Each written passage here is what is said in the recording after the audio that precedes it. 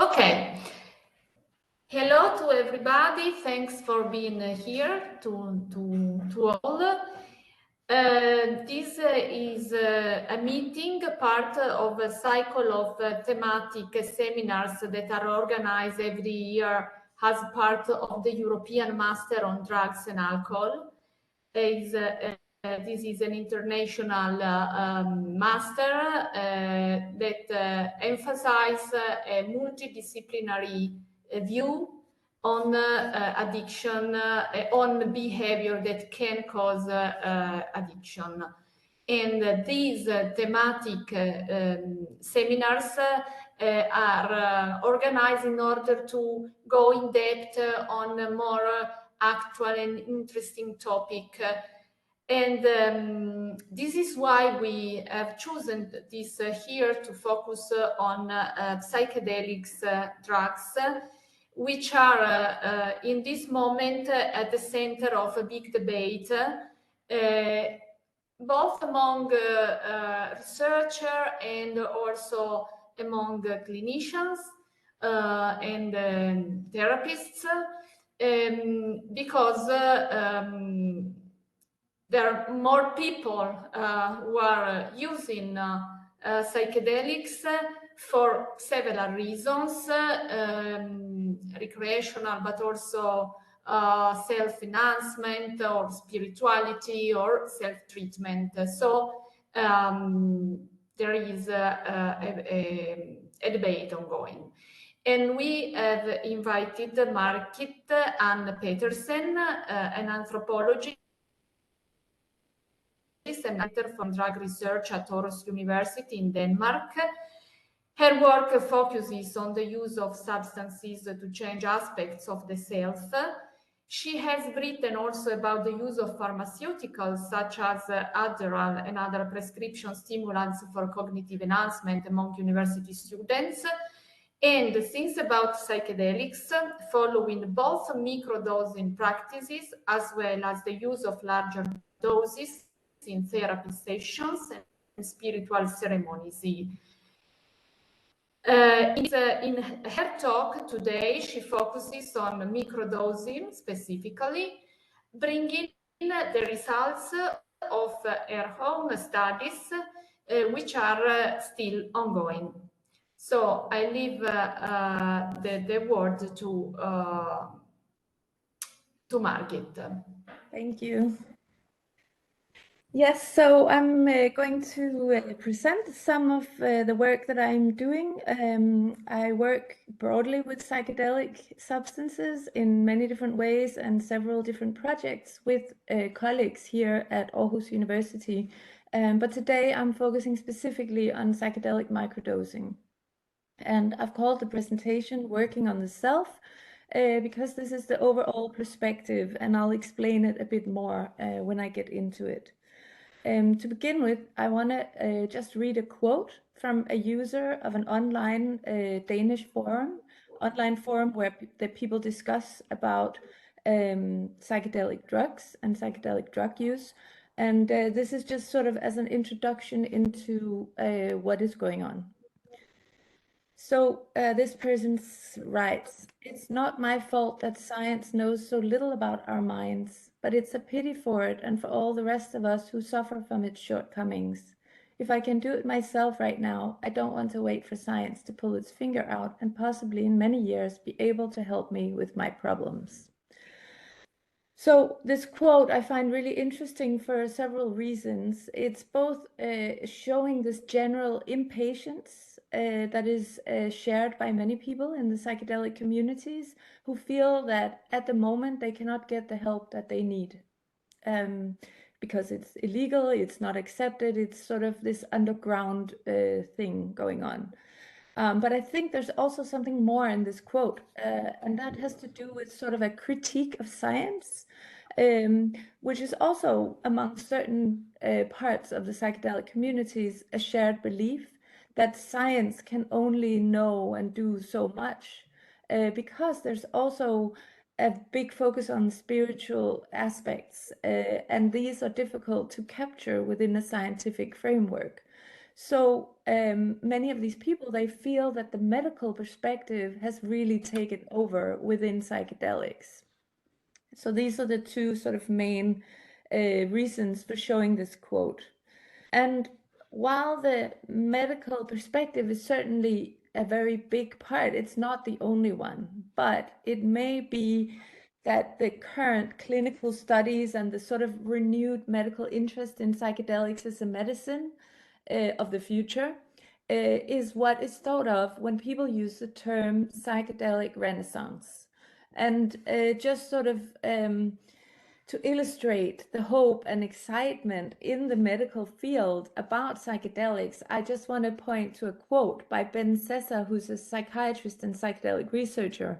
And in his book, which is also called The Psychedelic Renaissance, he writes, psychedelics may be to psychiatry what antibiotics were to medicine. So this is like a very sort of, a lot of psychiatrists and people in the medical field who work with psychedelics are standing in front of this hopeful new paradigm because the psychiatric medicine that is there right now is often very criticized and not bringing exactly the level of effects that people really hope medicine could.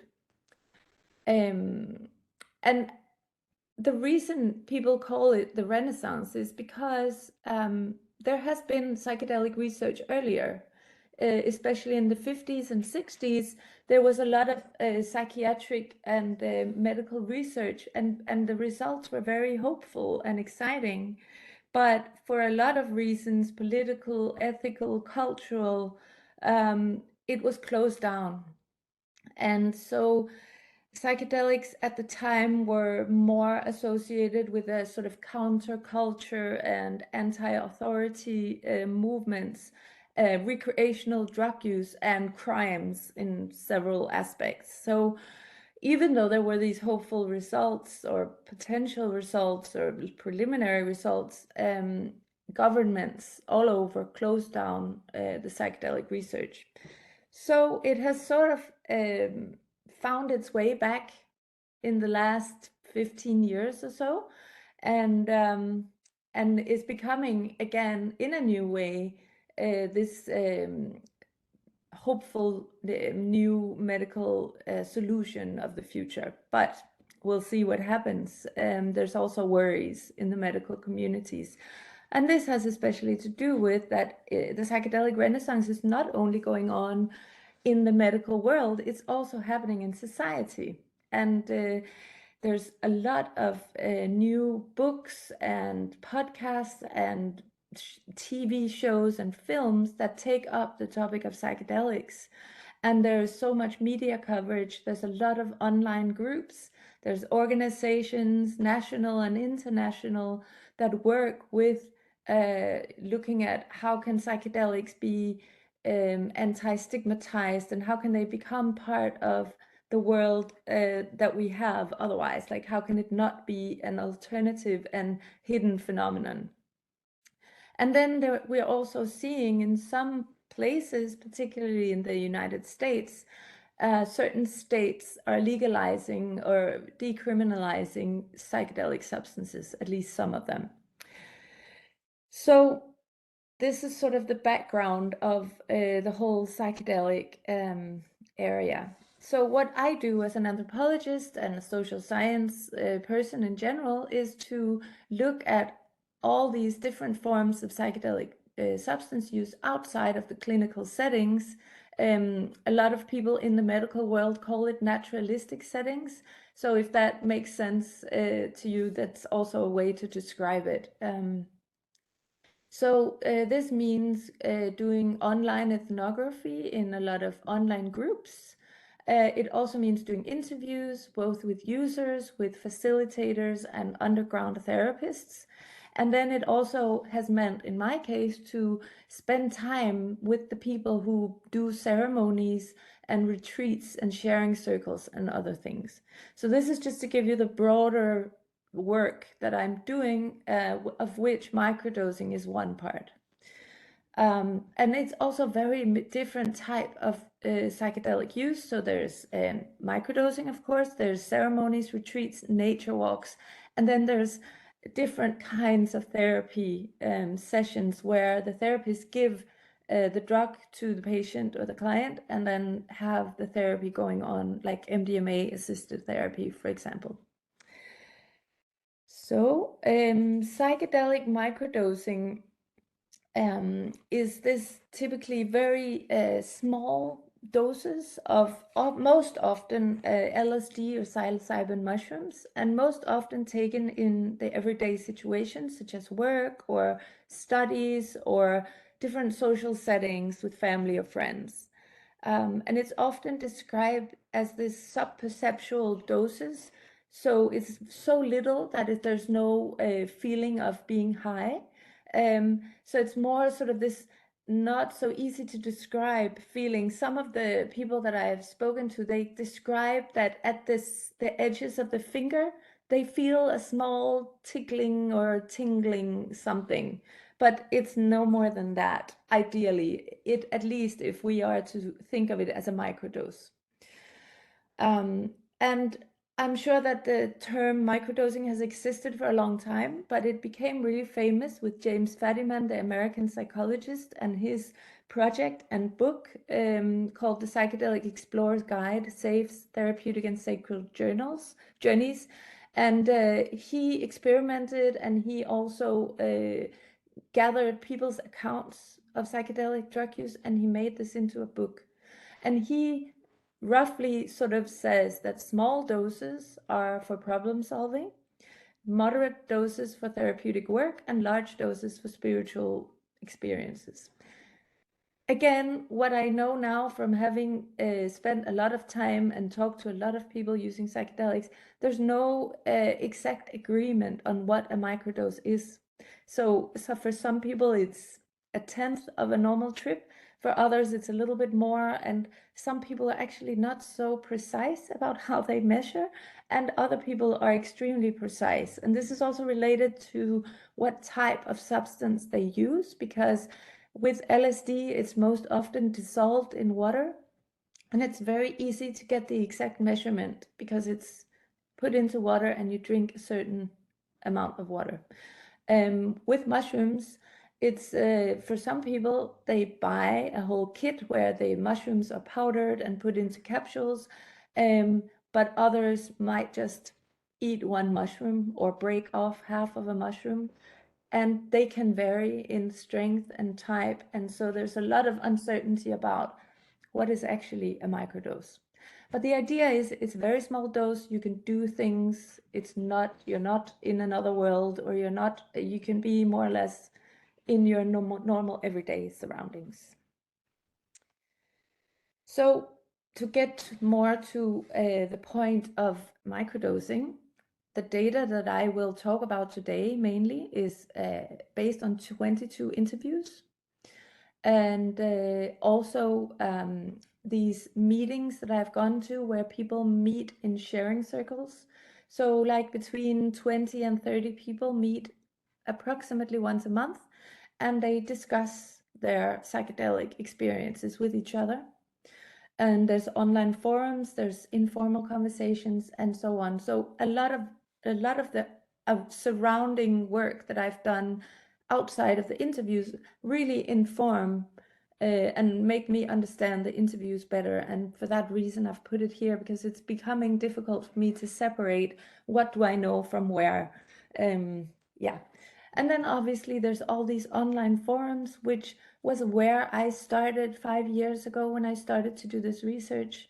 And this was partly because I didn't know how to find anything about psychedelic users, and also because they are really a great form of getting insight into what do people talk about, what kind of questions do they ask, how do they think about psychedelics. And so in this way, these forums are really useful for researchers like me. And also they provided a very good place to recruit participants for interviews. And I was a bit worried when I first posted and said, I'm doing this research, and does anyone want to talk to me about their experiences? And I thought, are people going to actually write to me? And within a few hours of posting, I already had so many interviews lined up that I was surprised. And this is something that is really characteristic for the psychedelic field, I think, in general. So who uses this microdosing psychedelics? As you can see from my slide, it's very diverse. And even though I've spoken to many more men than women, I don't have a sense that there are more men than women that microdose. It seems quite equal, but perhaps the men were more willing to talk to me in this time where I was recruiting people. It's also very varied in terms of age. It's also varied in terms of relationships and in terms of career or profession. So there's really all kinds of people in all kinds of situations and with all kinds of reasons, as we'll also see. Mainly people used psilocybin mushrooms, but some also used LSD and some even used other substances as well. But the most common to think about in terms of microdosing is mushrooms or LSD. It varied a bit in terms of the relationship to other substances. Most people had tried other substances. Some people actually had too many substances and actually wanted to get out of that with the help of the psychedelics. But there were also microdosers who never had any other substance, not even alcohol, and who only used microdosing because of the small dose and what it could do for them. And when asked about how they started microdosing or how they even knew about it, many people talked about the internet as the sort of place where they learned about it, some about from friends and a few from underground therapists, for example, in connection with MDMA therapy or something else. And perhaps also related to this, what I was saying about how easy it was for me to get people to talk to me, is that these are very, if I have to say something that's very common for all of the people that I've met in the psychedelic communities in general, is that they're very responsible drug users. They're very careful, they're very informed. Some of them know even more about psychedelics than us who do research on psychedelics. They've all read a lot of scientific literature. They are not just taking a substance without knowing what they're doing. So this is very different than a lot of other types of substance users. They also often feel quite misunderstood because psychedelics have this sort of bad reputation. And I mean, that's changing now with this sort of big ongoing dialogue and the more sort of medical perspective. But there are a lot of people who think that these are very dangerous and very different drugs than what they might come out to be in all these new studies.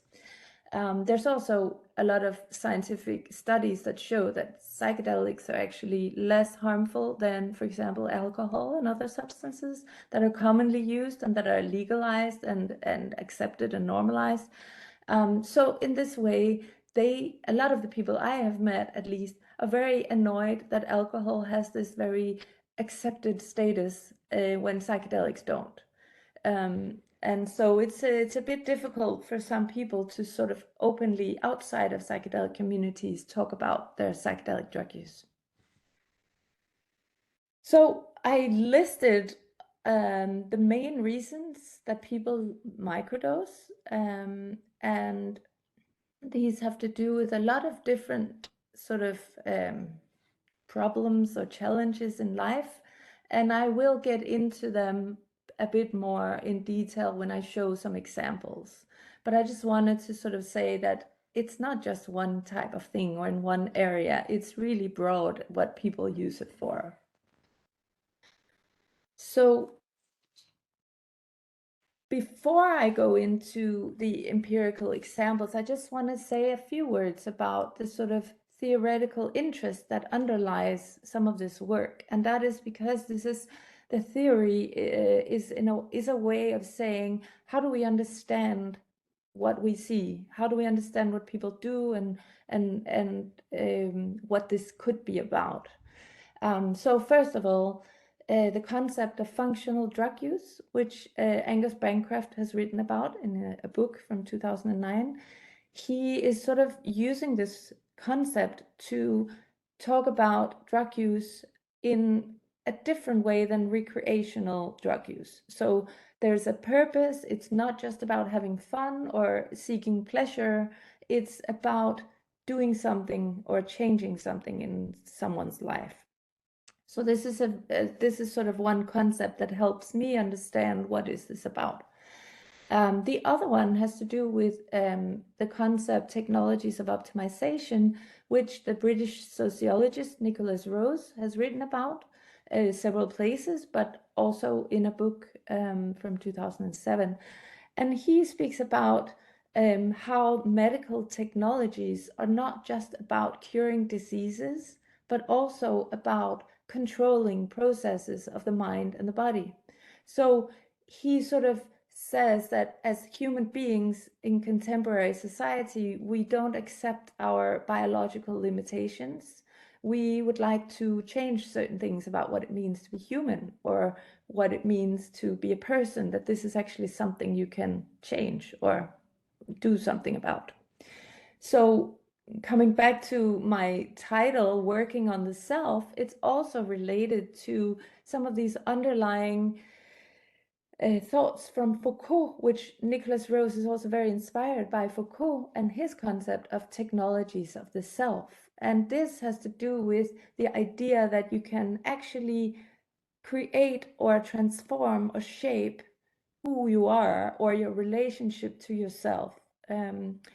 And it's actually interesting because Foucault, his earlier theories, has been a lot of focus on the disciplining forces of society, where the individual had very little agency or a very little sort of creative room. And then his later theories have to do more with this creativity, the arts of existence, or aesthetics of existence, he actually calls it. This idea that the self is a piece of art that can be created and shaped in various ways. So one of the theories that actually came up in a book last year called The Last Man Takes LSD is that Foucault took LSD in California in 1975, and his theories have changed radically since that LSD trip. So it's kind of interesting that I've been using these theories of Foucault for all this work, and then all of a sudden a book came out last year with this idea that actually LSD was part of how he changed his theory. Finally, the last theoretical concept that I want to bring up is this idea of technologies of vulnerability, that it's a human sort of it's sort of you cannot escape vulnerability as a human being. Just being in the world, the human is already fragile and at risk. And that technologies, and here it's the very broad notion of technologies. So again, it could be medical technologies or substances or whatever we think of as something that is used as a means to something else. It could be a way of handling, dealing with, or managing vulnerability. And here, I think it's very useful to think about it, and I'll come back to this at the end, of how we can think of psychedelics as a technology of vulnerability. Good. So I begin with, I've sort of divided the empirical material into two categories, and one is microdosing as treatment, and the other one is microdosing as enhancement. And even though those two categories are a little bit sort of strange to apply to this, I think they make sense in terms of the theoretical framework, which works on both enhancement and medicine. And I'll explain later again, but I'll start with the treatment section. So just to get back to, it's a lot of different types of symptoms, situations, and conditions, and they're very varied in terms of severity. Some people have diagnoses and follow a doctor's treatment, and others have sort of self-diagnosed. So the situations are quite different. In terms of the relation to the official healthcare system, some people have this mistrust. They don't want to go into treatment. Others have tried treatment and do not feel that they were understood or got good effects from it.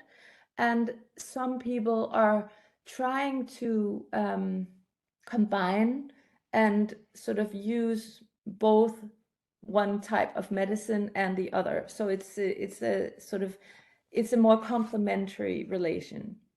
And then others are also using microdosing as a tool to integrate these insights from the larger doses, for example, in ceremonies or therapy, and then microdosing functions as a sort of in-between sessions. And again, also other people are using body therapies, meditation, and sort of normal alternative treatment, so to speak, that is not illegal. And those are, so there's a lot of different variations. But let's get into some of the examples. So I'll read it. I read about microdosing and thought it could not hurt to try it. I have taken so much different medicine against headaches and migraines. Every time a new treatment is available, I've tried it, even when it was more experimental. And none of it really helps. And some pharmaceuticals have terrible side effects which make it not worthwhile. But LSD makes a huge difference. When I microdose, I can actually work some hours and run around with my kids. So this is one of the areas in which it's more complementary, the relationship, because this person is actually just wants to take any kind of treatment because he has these chronic headaches and migraines. Why can I, strange. Oh, okay. The next quote, I've gotten better at feeling what's right for me. Microdosing has helped me with many things, for example, ADHD symptoms, alcohol dependency, and depression. I was for a period on antidepressives and was neither happy nor sad, just sort of non-caring. With microdosing, I feel more like myself and can accept sad feelings without being totally overwhelmed by them. I started microdosing because I was sad and lonely. It really helps. It makes me think about who I am. When I microdose, it's as if a psychologist enters my brain and shows me what I need to work on, points me in the right direction. It feels like I become a better version of myself. I still hope that my level of functioning will change because I cannot really recognize myself and I'm not satisfied with the life I live at the moment. I like to be spontaneous and adventurous as I used to be, but there is not much of that in a life with depression or kids with diagnoses. First time, I only took 1/3 of what was recommended because I was unsure about how it would work to combine microdoses with antidepressant medicine. Some people recommended not to microdose, but it was a big success. I made the living room into 2 kids' rooms in the middle of a depression. It seems likely that it was because of that tiny dose. The day after, I went to a flea market. Margit, sorry, Margit, I would ask you to try to end in 5 minutes to let the proper time for discussion. Oh, okay. So let's see. I have had quite a few clients who work on themselves through psychedelic drugs. Microdosing is a wonderful tool to work with as a therapist. It's kind of a gray zone, but I've seen what it can do. It really makes people be present in their bodies and notice where they are in their lives. I've even recommended that my mom microdoses against anxiety, and it's helped her immensely. But my sister is still angry at me for getting our mom to take drugs. So I think I'll have to skip some quotes if it has to end so soon. So I will just jump across to the enhancement part. And this is sort of a focus less on fixing a problem, but more on enhancing skills or life in general. And as you'll see, there's both examples of getting a better well-being just in general, or more balance, more presence, changing bad habits, or encountering new sides of the self. So here's one says, I have used modafinil as study drugs for many years and it worked fine, but then I read about microdosing mushrooms. I've tried it now a few times and it's so much better. It's as if there's more room for creative thoughts and not only performing tasks like a robot. And someone else says, in the beginning, I was mainly curious, a curiosity for what it could do. But then I started to think about how it might help get rid of some habits. I have partied a little too much on weekends, had a little too much to drink, and used too many drugs. I didn't want to continue to run away from reality. I wanted to live a healthier life and a better life. And now he's also going to be a father. So I think I'm going to skip a bunch of this guy talks about how he suddenly can play the guitar, which he never could, and it was not why he microdosed, but it happened. And so there's a lot of this more productive, more healthy, more mental well-being.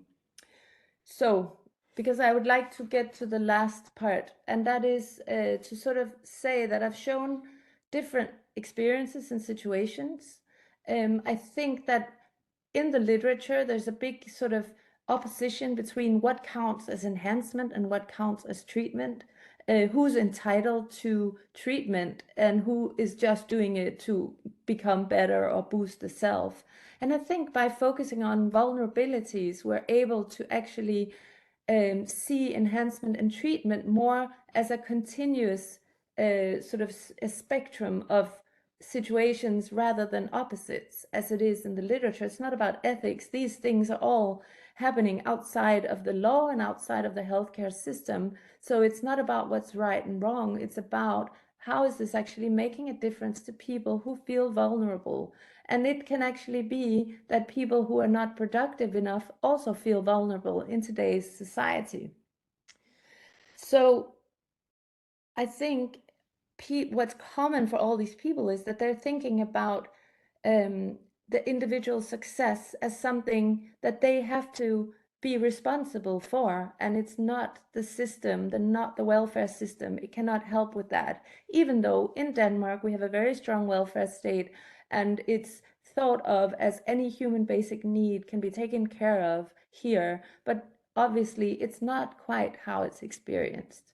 And I want to end with this quote because this guy says, the advantage of using psychedelics is that you do it by yourself or maybe with some good friends. Therapy might be more socially acceptable, but then again, not really, because it's not easy to say to anyone that you've been seeing a psychologist.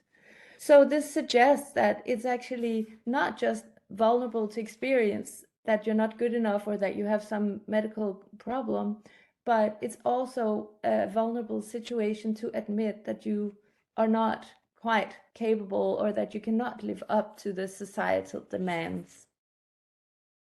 So I think just to end with this, to say at the moment at Aarhus University, we're doing a lot more research on the role of the internet and how people who seek help in the official healthcare system are getting a response, and how can they be helped better, because at the moment psychedelic substance use is not quite understood as typical kind of substance use. There's no addiction. It's a different kind of area, and we need to possibly develop some more new ways to help these people, possibly also using the underground therapists as a key to sort of understanding what is at stake. Thank you. Thank you, Margit, for very interesting presentation. I think you can stop to share the screen so that we can see better. Um, I think that your studies are really in line with the studies that in Eclectica we have conducted on web forums and that we have presented already in another seminar in Italian language where we describe this the profile of the psychedelic user that seems to be sort of the elite of users in the sense that they are very well informed, socially integrated, and so on. And another thing that did for me were able to get in people for interviews easily because also in our studies it is clear that people who use drugs are really willing to get their voices listened to. And there is this will to cooperate to enhance the understanding of use of drugs in a lay, not moralistic or not judgmental environment, which is difficult in other settings.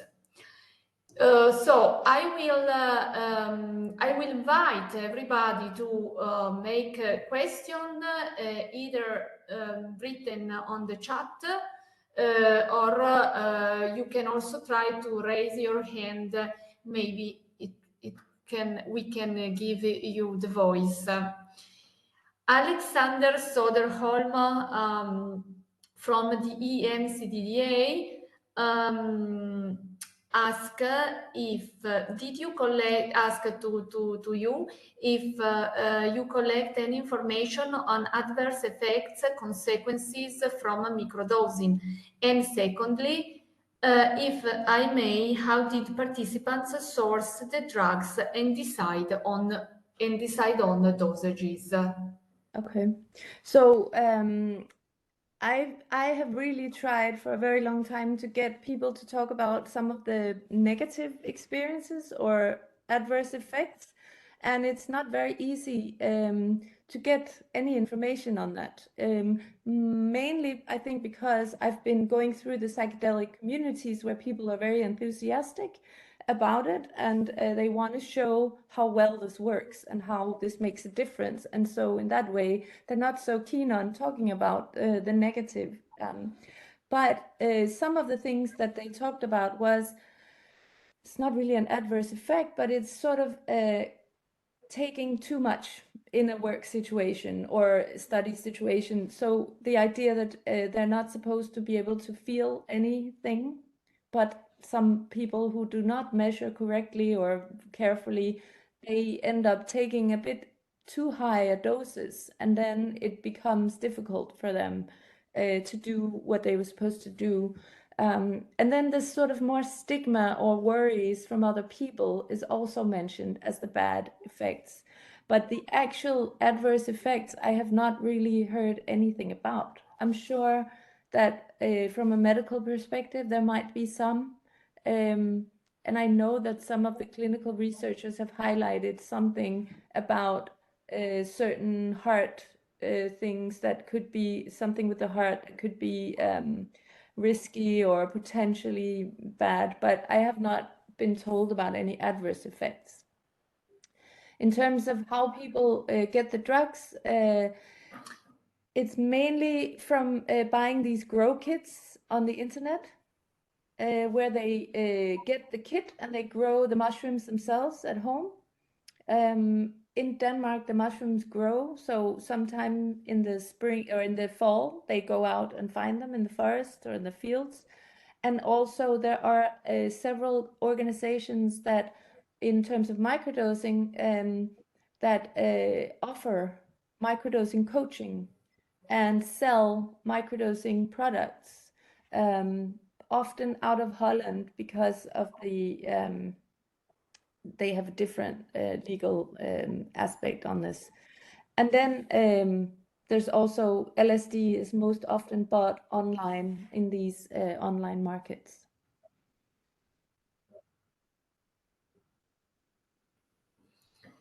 Another question was posted from Andrei Schilla.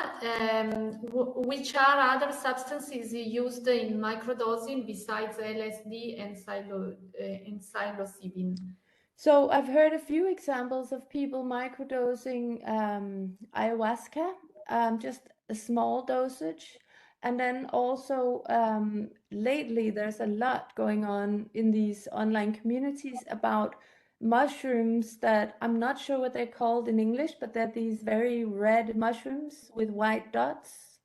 They are sort of thought of as a poisonous mushroom, and everyone is afraid to pick them when they are kids. And now there's all these things going on with microdosing those. And then there's also a lot of other substances that are used in combination with the substances that we've already talked about. So, for example, lion's mane and other kinds of substances that are not maybe illegal or directly a drug, but some sort of nootropic or some sort of substance that is complementary to these drugs. That's what I've encountered, at least. Thank you. Another, Franca is telling me that I have the video off. I don't know why, because on my screen it seems to be every fine, but I'm sorry. Another person, Mika Tsupari, is asking if when discussing microdosing, are we talking about placebo or are the participants taking threshold doses when there are also pharmacological effects? So I know that at Imperial College, they have made a semi-clinical study where people would self-blind and they would sometimes get a placebo and sometimes get an actual microdose. And they said that they could not actually see any difference in whether it was a microdose or whether it was placebo. So so far they have sort of not finally concluded, but at least preliminarily concluded that microdosing is a placebo effect. But I think that they're still actually saying this was just one study. There were a lot of uncertainties with this study, and I think that there's several new studies going on that are investigating whether microdosing somehow has an effect on plasticity in the brain, which might somehow create some pharmacological effect in a different way than what has maybe been thought of before.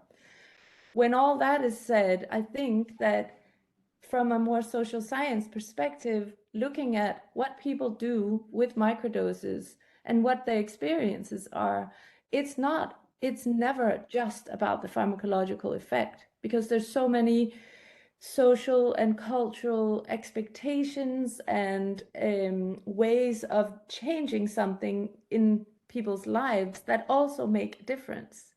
And even just in the fact that people are microdosing, they are doing something actively for themselves and with themselves, which in itself might create some effect.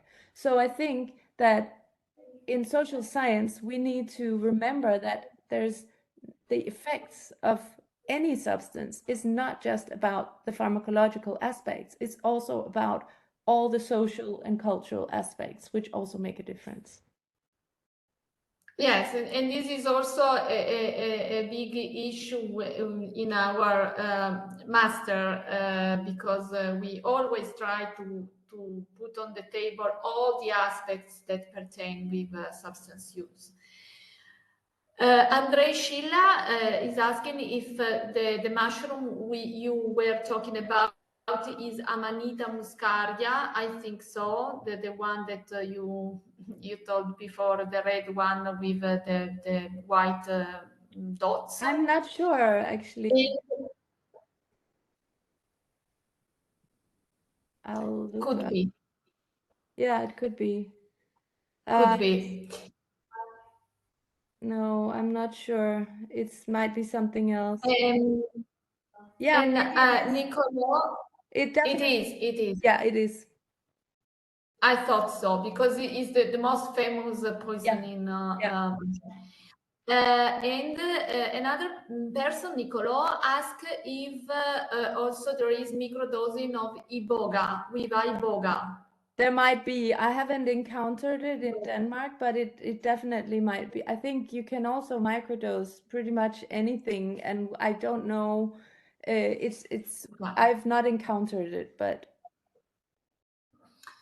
I think so, and I also think that there are some differences between countries based on the market availability and also experiences more spread. Because, for instance, in Italy, ayahuasca is a very takes a really central role in among other psychedelics.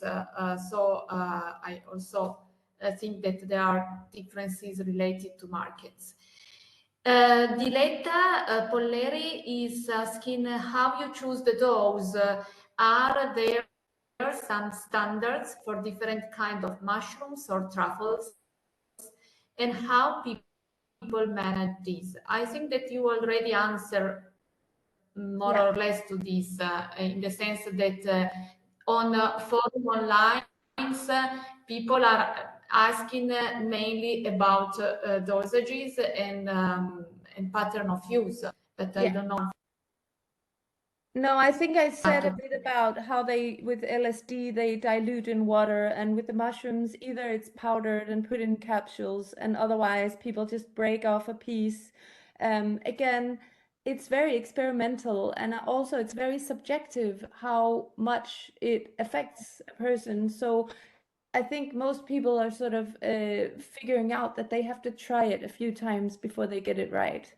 And also, there's a big difference between people. Some people want to be very precise, and other people just want to try. And so, again, there's so many different, and also there's this whole sort of different schedules. So some people, they follow a protocol that is every second or third day, and other people, they do it every day for 4 days, and then they take 3 days break.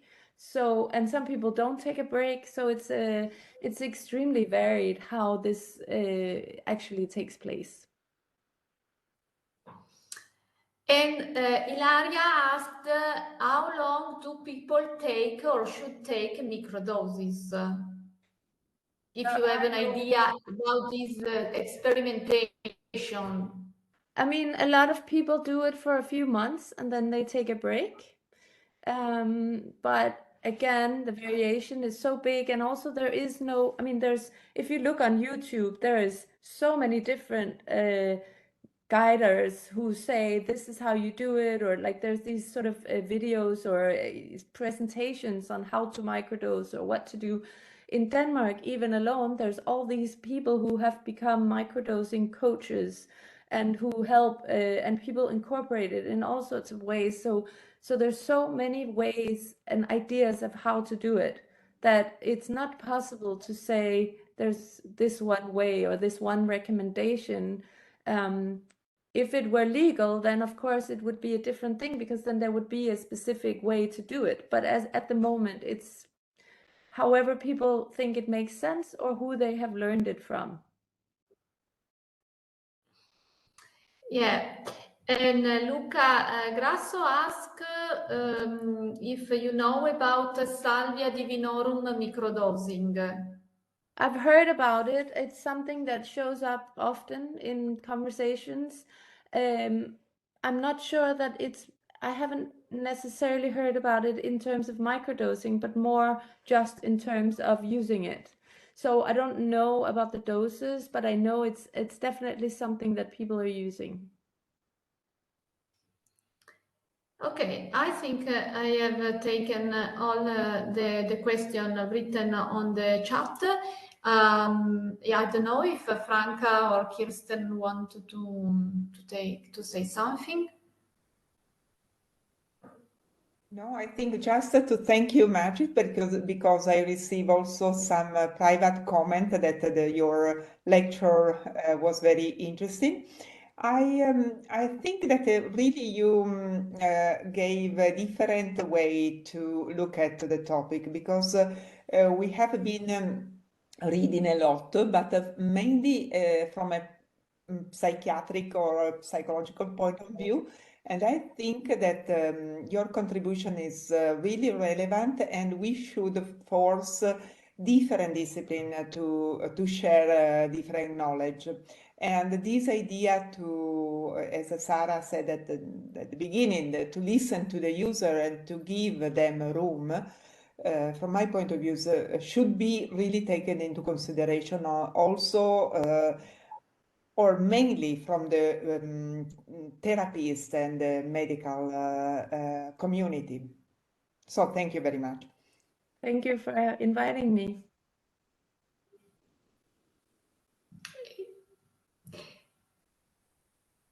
It was really a pleasure. The psychedelic was also the topic of a debate in Lisbon Addiction Conference. But we didn't meet, but it was a pity. But I was thinking about the debate among clinicians, psychiatrists, is about should we be open to this new type of treatment or not. But while they are debating, people are already using. So people are always far ahead. Yeah. So the debate sounds me a little bit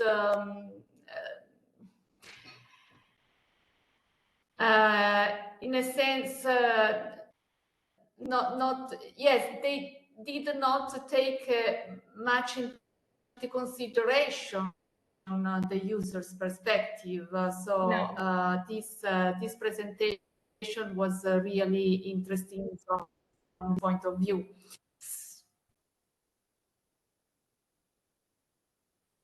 Kirsten, do you want to add something? Just thank so if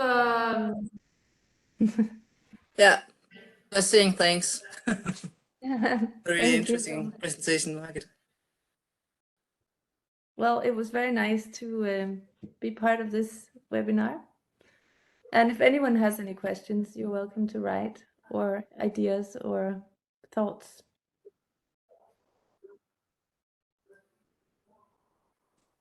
Great. So thank you. I think that of course they can also write to us. Sara, you have some problem in your voice. You are going up and down. So I think that we can close the seminar here, the webinar. Yes. Well, bye and thank you. So thank you, everybody. Bye. Thank you, Sara and Margit, very much. Thank you. Goodbye. Bye-bye.